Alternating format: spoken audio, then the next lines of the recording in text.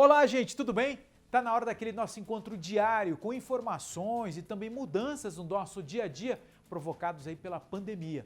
O Instituto Butantan recebeu insumos para retomar a produção da Coronavac. Com a nova remessa do material, serão produzidas aproximadamente 5 milhões de doses do imunizante. O Instituto está desde dia 14 sem produzir vacinas por falta do insumo. Enquanto isso, a Fiocruz retomou ontem a produção das vacinas da AstraZeneca. A remessa da matéria-prima chegou na fundação no fim da semana. A quantidade recebida é suficiente para a produção de 12 milhões de doses.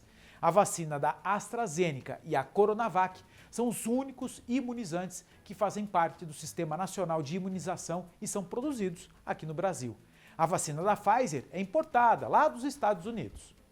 Mesmo com os alertas da importância de tomar a segunda dose da vacina contra a Covid e assim garantir a imunização, muita gente não voltou para receber o reforço.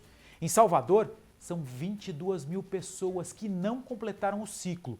Entre as vacinas que estão sendo aplicadas no Brasil, cada imunizante estipula um prazo para a segunda dose. No caso da Coronavac, o intervalo é de 14 a 28 dias. Já a segunda dose para a Oxford AstraZeneca e a da Pfizer, o tempo é de 90 dias. O que não pode é deixar de tomar um reforço. Mesmo com a orientação dos especialistas sobre a importância de tomar o reforço e garantir uma maior proteção, muitos baianos ainda não retornaram para receber a segunda dose. Conforme o relatório do DataSUS do Ministério da Saúde, a Bahia é o segundo estado com a maior quantidade da segunda dose em atraso. Os atrasos podem estar relacionados ao adiamento da vacinação por falta de imunizantes ou a migração de pessoas de outras cidades que receberam a primeira dose na capital baiana. Já requeremos à instância estadual e nacional o acesso ao banco de dados para que a gente pudesse, através da pesquisa de CPF, fazer uma análise de quem foi vacinado aqui com primeira dose e que já completou o esquema em outro lugar, para daí a gente poder saber o que realmente falta de segunda dose a fazer. Além da oferta por demanda aberta, a gestão municipal disponibiliza o agendamento por hora marcada para a aplicação da segunda dose. Mas ainda assim, a procura nos postos tem sido baixa.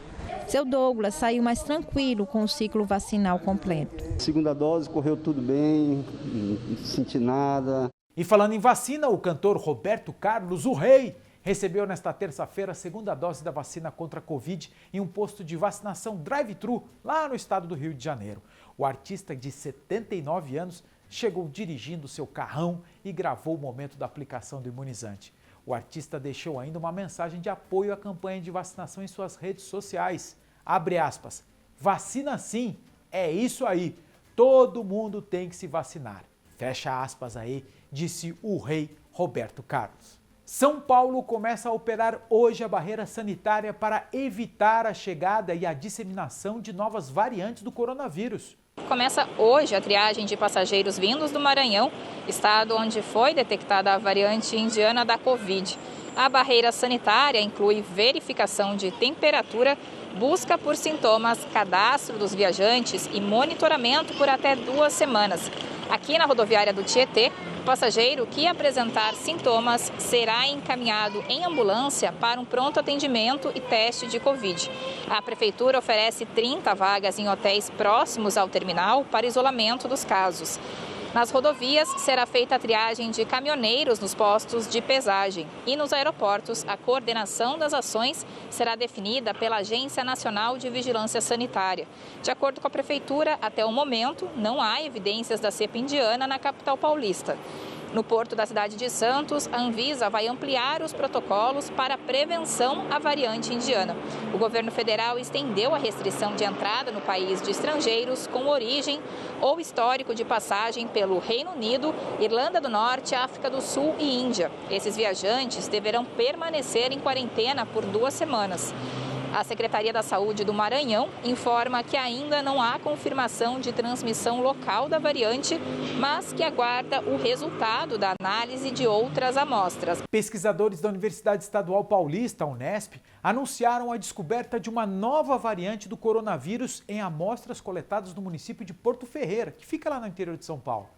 Batizada como P4, por derivar de uma mesma linhagem que deu origem à P1, identificada inicialmente lá em Manaus, a nova cepa já foi encontrada em amostras de outros 20 municípios do estado de São Paulo.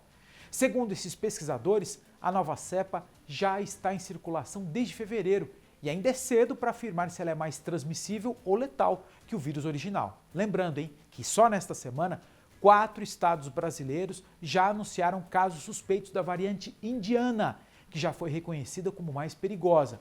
Além do Maranhão, que confirmou a primeira vez a presença da cepa, tem também Pará, Ceará e Rio de Janeiro, e ainda o Distrito Federal, que monitoram casos suspeitos. Nós voltamos agora a falar de vacina. Vacina com a população sendo imunizada contra a Covid no país. Muita gente se pergunta se deve ou não fazer um exame de sangue para saber se desenvolveu anticorpos contra a doença.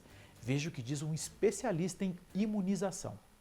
Depois de tomar as 2 doses da tão sonhada vacina contra a Covid-19, tem gente que decide fazer por conta própria o exame de sorologia, o mesmo que é feito nos laboratórios convencionais para saber se o corpo adquiriu imunidade depois da contaminação pela Covid. Mas será que esse exame detecta mesmo se você está realmente imune? As sociedades médicas não recomendam que isso seja feito. Por que motivo? Porque a resposta imune a uma vacina é uma resposta muito complexa. Ela envolve não só anticorpos, e mesmo nos anticorpos são diferentes tipos de anticorpos, e ela envolve também uma resposta celular feita pelos linfócitos. Então, um simples exame de laboratório comercial não vai lhe garantir se você está protegido ou não. Ou seja, não é dessa forma que se verifica a resposta imunológica das vacinas à doença. Essas análises já são feitas pelos laboratórios produtores dos imunizantes. O objetivo da vacinação em massa, como explicam os especialistas, é diminuir o número de casos graves e de mortes causados pelo vírus da Covid-19. E todo cuidado ainda é pouco. A gente está longe do controle da pandemia, porque o vírus ainda tem alta circulação em todo o mundo e tem surgido variantes. Então, nós não sabemos se as vacinas precisaram ser alteradas, com que frequência nós precisaremos receber as vacinas contra a Covid-19. O uso adequado da máscara, manter o distanciamento social e higienizar com frequência as suas mãos. Faça essas medidas, mantenha, mesmo tendo sido vacinado, para proteger tanto a você quanto a todas as pessoas que você ama que estão à sua volta. O empregador pode adotar novas medidas trabalhistas para não dispensar os funcionários durante a pandemia. A repórter Fabiana Vantucci conversou com um especialista em direito no trabalho para entender como isso vai funcionar. Uma nova medida provisória do governo federal trouxe alternativas para preservar os empregos durante a pandemia. Quem tem os detalhes para a gente é o advogado Bruno Feigli.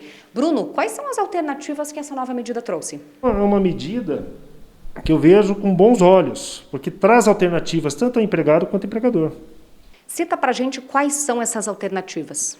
Então, você pode ter a possibilidade do teletrabalho, que é o home office. Você tem a parte da antecipação das férias, mas o principal dessas medidas é tirar aquela burocratização que existe e deixar mais fácil esse combinado entre empregado e empregador. Essas medidas são positivas para o empregado?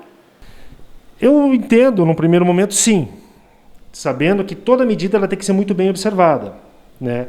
Vamos pegar as férias, por exemplo. Antecipação de férias é uma medida, no primeiro momento, bem interessante. Até quando vem, o empregado está com um problema de caixa, ele pode vender 10 dias de umas férias futuras. Porém, analisando, para você ter direito a férias, você tem que cumprir um período aquisitivo de 12 meses. No momento que esse empregado ele antecipa essas férias, ele tem que cumprir um período aquisitivo superior aos 12 meses. A outra situação que eu vejo é naquele empregado que ele está trabalhando, mas ele recebe uma proposta de emprego muito melhor. E ele se vê tendo que pedir demissão. Nesses casos, o valor que foi antecipado a título de férias, o empregador pode descontar. Então ele tem que avaliar que na rescisão dele ele vai ter um desconto significativo desses valores. Ok, Bruno, muito obrigada pelas informações. A nova medida provisória já está em vigor e vale por 120 dias. Este boletim informativo a gente termina aqui. Nós voltaremos com mais notícias, mais informações ao longo aí da programação. Então, até a próxima!